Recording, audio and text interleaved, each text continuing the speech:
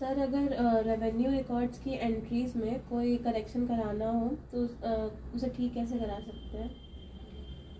देखिए, revenue records में जो करेक्शन है, मतलब गलती जहाँ पर हुई है, मान लीजिए आपका नाम गलत है, तो आपको ये ट्रेस कराना होगा रिकॉर्ड्स में पीछे जा करके कि गलती कहाँ से हुई है, मतलब किस फसली में हुई है।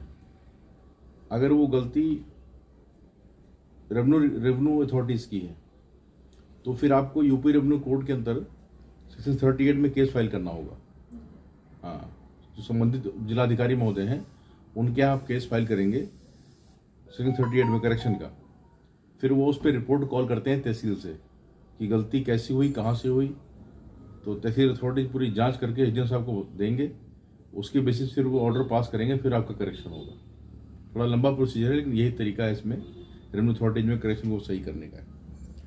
दूसरा, अगर आप ये पाते हैं कि जो गलती है वो तहसील अथॉरिटीज़ की नहीं है, यानी कि उसके पहले जब कंसल्टेशन चल रहा था उस समय की थी, तब आप क्या करेंगे? फिर आपको कंसल्टेशन जो पेपर्स होते हैं, डॉक्यूमेंट्स होते हैं, CH-41 है, 45 है, उसका आपको इंस्पेक्शन कराना होगा, उसका मुआयना कराना होगा। उसके बाद आपको ट्रेस करना होगा गलती कहाँ पर है। अगर गलती चकबंदी अथॉरिटीज़ की है, कंसल्टेशन की है, तो फिर आपको कंसल्टेशन कोर्ट, यानी कि जो सुपीरियर कोर्ट है उसकी DDC की होती है, डिप्टी डायरेक्टर ऑफ कंसल्टेशन, उनके आपको केस फाइल करना होगा सेक्शन 48(3) में, सेक्शन 48(3) ऑफ कंसल्टेशन एक्ट। उसमें डिप्टी डायरेक्टर ऑफ कंसल्टेशन को पावर है कि वो भी CO से रिकॉर्ड्स ट्रेस कराते हैं कि गलती कहाँ से हुई है, और फिर उसको वहाँ से रिपोर्ट मंगा करके देखते हैं कि अगर गलती उनके पार्ट पर है तो फिर वो उसको करेक्ट करते हैं।